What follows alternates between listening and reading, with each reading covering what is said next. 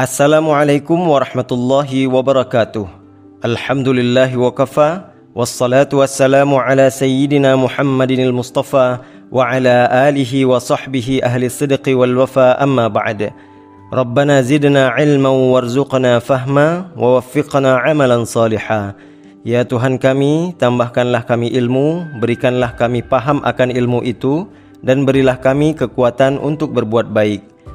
Mahasiswa-mahasiswi mata kuliah fikih praktis yang dirahmati Allah, pada pertemuan ke-8 ini, saudara-saudari akan mengetahui materi tentang ibadah kurban dengan 7 sub pembahasannya adalah: yang pertama, pengertian hewan kurban; yang kedua, hukum dan dasar hukum berkurban; yang ketiga, 4 hewan yang dapat dikurbankan; yang keempat, 4 tanda hewan yang tidak dapat dikurbankan; yang kelima, batas awal dan akhir waktu berkurban; yang keenam, perkara sunnah dalam berkurban; yang ketujuh, perkara yang dilarang dalam berkurban.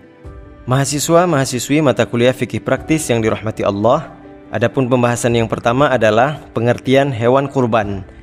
Hewan kurban dalam istilah fikih biasanya disebut dengan istilah udhiyah, yang secara istilah fikih bermakna al-udhiyatu ma yuzakka taqarruban ilallahi ta'ala fi ayyamin nahri bisyara'ita makhsusatin, yang artinya adalah al-udhiyah itu adalah sesuatu yang disembelih untuk mendekatkan diri pada Allah pada hari-hari penyembelihan, dari mulai tanggal 10 Zulhijjah sampai tanggal 13 Zulhijjah, yang dilakukan dengan syarat-syarat khusus.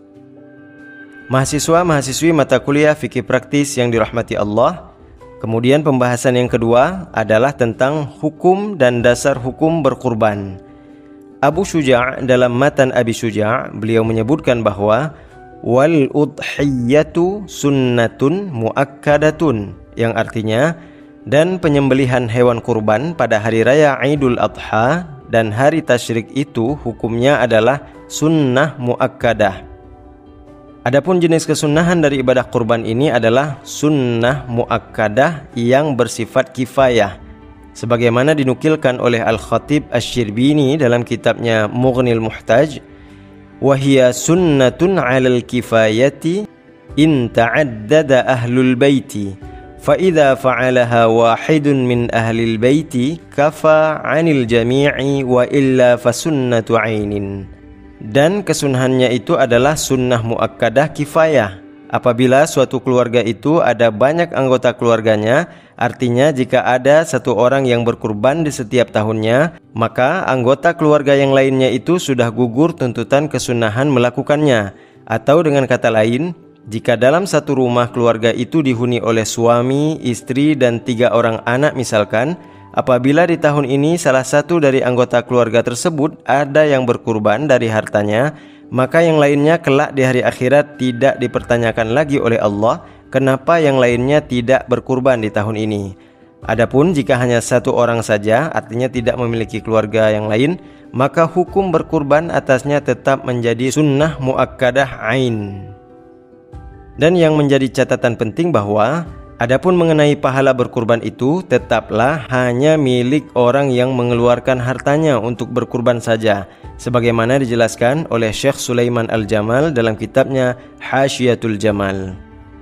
Qauluhu in ta'addada ahlul baiti ay bi an kanat nafaqatuhum lazimatan li syakhsin wahidin walau ta'addadatil buyut fa idza fa'alaha wahidun minhum walau ghaira man talzamuhun nafaqatu saqatat talabu 'anil baqina wa in kana thawabu khassan bil mudahhi, yang artinya adalah adapun maksud dari pendapat apabila dalam keluarga itu ada beberapa orang anggota keluarga, yaitu seperti bila ada satu orang yang memiliki kewajiban nafkah atas beberapa orang yang menjadi tanggungannya, walaupun rumahnya itu berbeda-beda, bukan dalam satu rumah, sehingga apabila salah satu dari mereka itu ada yang berkurban walaupun bukan dari yang wajib memberikan nafkah, maka gugurlah tuntutan kesunahannya atas yang lain.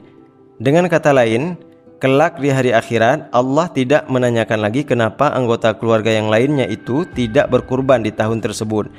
Namun walaupun demikian, pahala kurban itu hanya diberikan Allah kepada siapa yang berkurban saja, tidak untuk semua anggota keluarga yang tidak berkurban di tahun itu. Oleh karenanya, apabila dalam suatu keluarga itu semuanya punya kelebihan harta untuk berkurban, alangkah baik sekali jika semuanya masing-masing minimal berkurban dengan seekor kambing kurban, atau dapat juga dengan berkurban 1 ekor sapi kurban untuk satu keluarga yang berjumlah 7 orang. Mahasiswa-mahasiswi mata kuliah fikih praktis yang dirahmati Allah, adapun dasar kesunahan ibadah kurban yang sunnah itu, artinya bukan kurban wajib seperti kurban nazar, maka ia berdasar pada berbagai dasar hukum Islam baik dari Al-Quran maupun As-Sunnah. Adapun dasar kurban dari Al-Quran adalah ayat kedua dari surah Al-Kautsar, yaitu Fasalli li rabbika wanhar, maka laksanakanlah salat karena Tuhanmu dan berkurbanlah. Menurut Imam Al-Qurtubi, salah satu tafsiran makna perintah mendirikan salat dan berkurban dalam ayat 2 tersebut menunjukkan kesunahan melaksanakan ibadah salat hari raya Idul Adha dan kesunahan melaksanakan ibadah kurban. Adapun dasar kurban dari berbagai hadis adalah sebagai berikut. Yang pertama, hadis riwayat Ahmad. An Abi Hurairah qala Rasulullah sallallahu alaihi wasallam, man wajada sa'atan falam yudahhi fala yaqrabanna musallana. Rawahu Ahmad.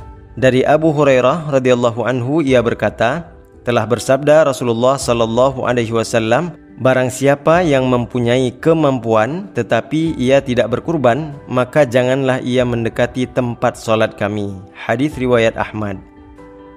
Mahasiswa-mahasiswi mata kuliah fikih praktis yang dirahmati Allah, adapun siapa yang dianggap oleh syariat sudah memiliki kemampuan berkurban atau siapa yang belum mampu berkurban, maka sebagaimana yang dijelaskan oleh Syekh Sulaiman Al-Jamal dalam Hasyiatul Jamalnya, yaitu qauluhu tadhiyatu sunnatun ay li muslimin qadirin hurrin kullihi aw ba'dihi wal muradu bil qadiri man malaka zaidan amma yahtajuhu yawmal 'id wa lailatuhu wa ayyamat tashriqi ma yahsulu bihil udhiyah, yang artinya adalah adapun maksud dari pendapat berkurban itu adalah sunnah, yaitu bagi seorang muslim yang mampu, yang merdeka. Dan yang dimaksud dengan orang yang mampu berkurban itu adalah siapa saja yang memiliki kelebihan harta dari kebutuhan wajibnya di siang hari raya Idul Adha dan malamnya, yaitu tanggal 10 Dzulhijjah, dan hari-hari tasyrik, yaitu tanggal 11, 12, dan 13 Dzulhijjah. Kemudian selanjutnya, dasar kesunahan kurban yang kedua adalah dari hadis riwayat Ad-Daruqutni. An Ibni Abbasin qala Rasulullah sallallahu alaihi wasallam, umirtu bin nahri wa laysa biwajibin. Rawahu Ad-Daruqutni.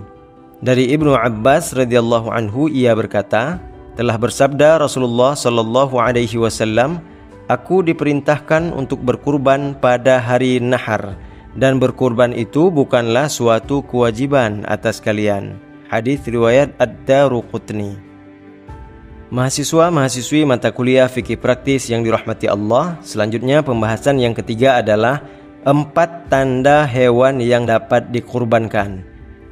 Abu Syuja' dalam kitabnya Matan Abi Syuja' menyebutkan bahwa wa yujzi'u fihal jaza'u minad dha'ni wath-thaniyu minal ma'zi والثاني من الإبل والثاني من البقر وتجزئ البدنة عن 7 والبقرة عن 7 والشاة عن 1, yang artinya adalah, dan adapun hewan yang dapat dikurbankan atau yang jaiz atau yang boleh dan diberi pahala dari kurban itu adalah, yang pertama, domba yang telah tanggal giginya atau yang berumur 1 tahun dan memasuki tahun yang kedua. Yang kedua, kambing yang berumur 2 tahun dan memasuki tahun yang ketiga. Yang ketiga, unta yang berumur 5 tahun dan memasuki tahun yang keenam. Yang keempat, sapi yang berumur 2 tahun dan memasuki tahun yang ketiga. Dan adapun 1 ekor unta itu dapat dikurbankan dari 7 orang secara patungan. Dan begitu juga dengan 1 ekor sapi itu dapat dikurbankan dari 7 orang secara patungan. Sedangkan kambing itu hanya dapat dikurbankan dari 1 orang. Walaupun demikian, menurut Syekh Ibrahim Al-Baijuri dalam hasyiahnya menyebutkan bahwa yang tidak boleh itu adalah patungan harta untuk mengorbankan 1 kambing. Adapun jika kambingnya dari 1 orang namun pahalanya dihadiahkan sebagian kepada orang lain, maka hukumnya boleh. Di samping itu, beliau juga menyatakan bahwa menyembelih 1 ekor kambing itu lebih utama daripada tasyrik atau patungan dalam 1 ekor sapi. Dan beliau juga menambahkan bahwa sah-sah saja berkurban dengan hewan betina, walaupun yang paling utama itu tetap mencari dan memilih hewan yang jantan. Mahasiswa-mahasiswi mata kuliah fikih praktis yang dirahmati Allah, selanjutnya pembahasan yang keempat adalah 4 hewan yang tidak dapat dikurbankan. Abu Syuja' dalam kitabnya Matan Abi Syuja' menyebutkan bahwa wa arba'un la tujzi'u fid dhahaya al-'awra'ul bayyinu 'awaruha wal 'arja'ul bayyinu 'arajuha wal maridatul bayyinu maraduha wal 'ajfa'ul lati dhahaba mukhuha minal huzali wa yujzi'ul khasiyyu wal maksurul qarni wala tujzi'ul maqtu'atul udhuni wadh-dhanabi. Yang artinya adalah adapun 4 hewan yang tidak dapat dikurbankan sebagai kurban sunnah adalah yang pertama, hewan yang matanya itu buta salah satu atau keduanya dengan kerusakan mata yang jelas. Yang kedua, hewan yang pincang kakinya serta jelas kepincangannya.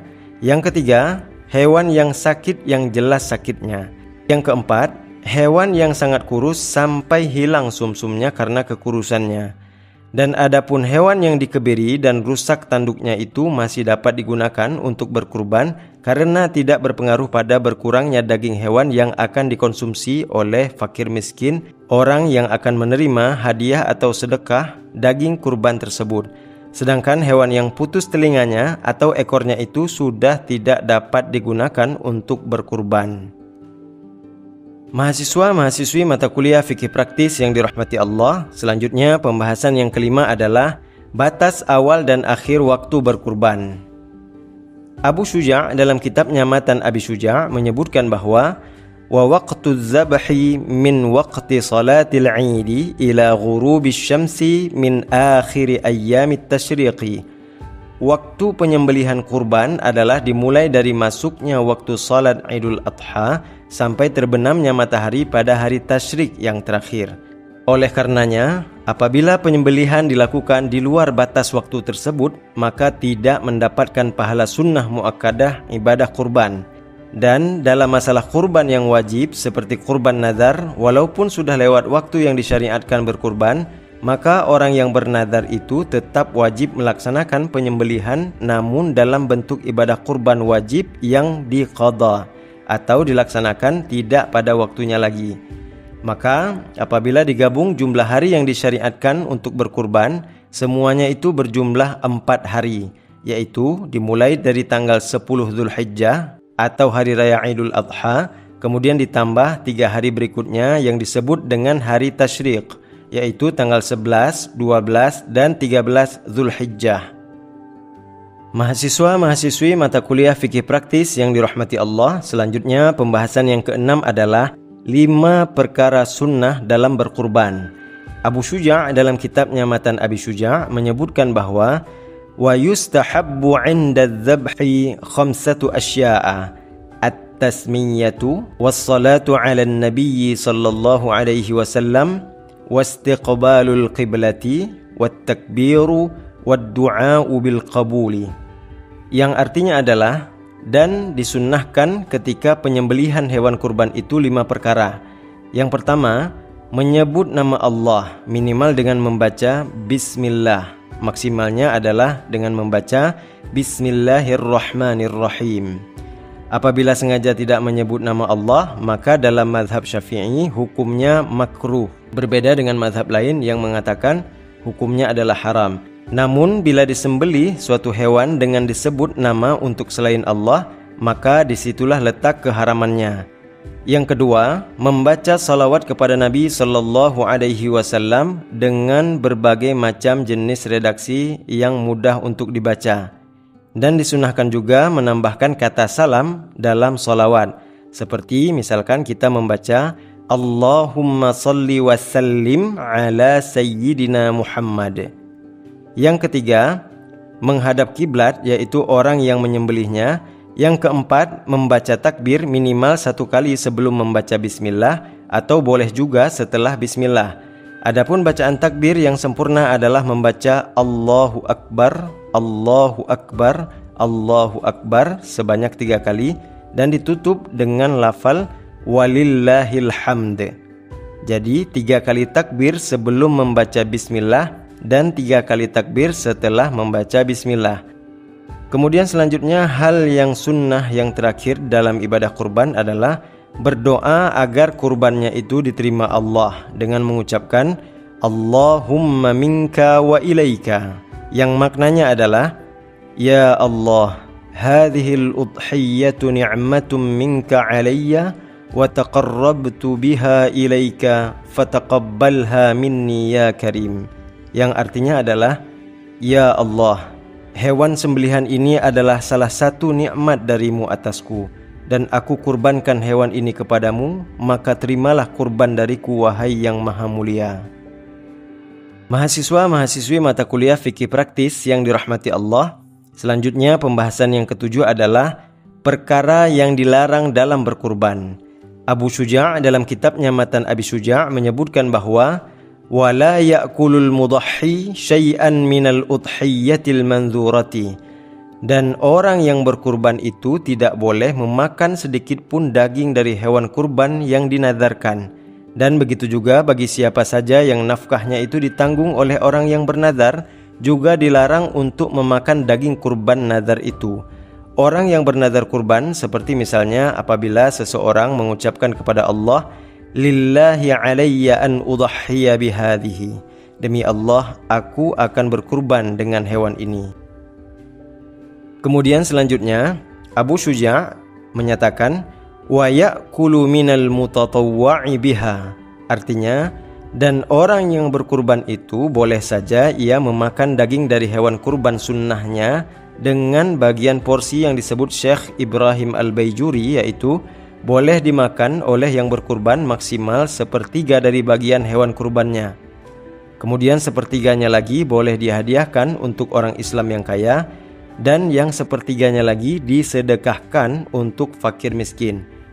Namun yang perlu digarisbawahi bahwa hukum memakan 1/3 daging kurbannya atau hukum mengambil jatah 1/3 dari daging kurbannya bagi orang yang berkurban itu adalah tidak wajib. Namun hukumnya boleh makan dan boleh tidak makan. Kecuali bagian hati hewan kurban itu, maka mengikuti Nabi sunnah memakan hatinya. Namun demikian, walaupun para ulama menyebutkan porsi bagian 1/3 itu, yang paling afdal itu adalah tetap menyedekahkan semuanya dan memakan beberapa suap daging seperti bagian hati yang disebut tadi untuk bertabarruk atau mengambil berkah dari hewan kurban, sebagaimana yang dilakukan oleh Nabi Muhammad sallallahu alaihi wasallam.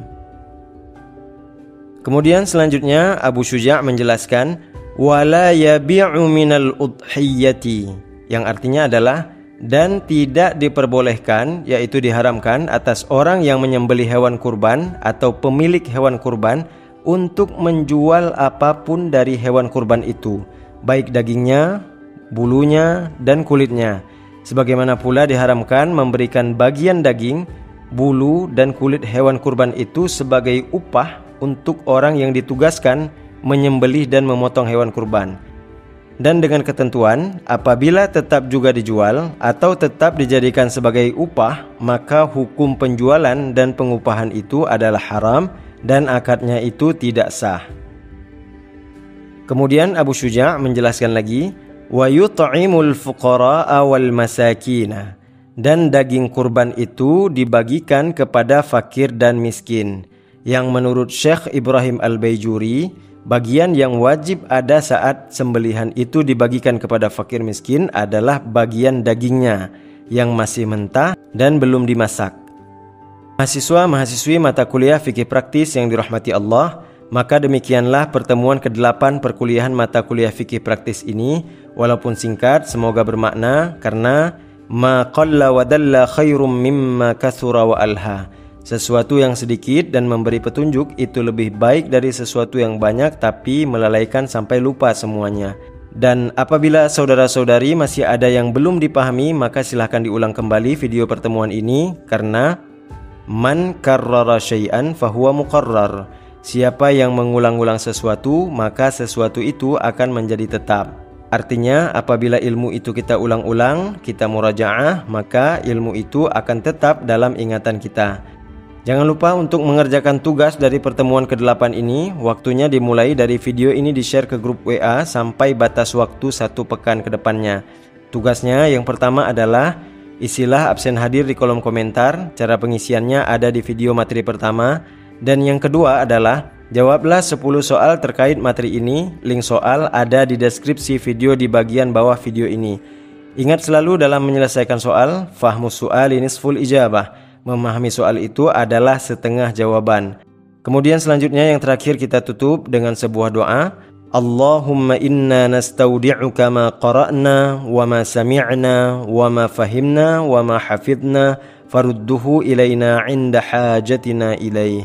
Ya Allah, sesungguhnya kami titipkan padamu apa yang kami baca, apa yang kami dengar, apa yang kami pahami, dan apa yang kami hafal. Maka kembalikanlah titipan itu pada kami saat kami memerlukannya. Semoga sehat selalu, mudah rezeki, dan dapat nilai tinggi. Wassalamualaikum warahmatullahi wabarakatuh.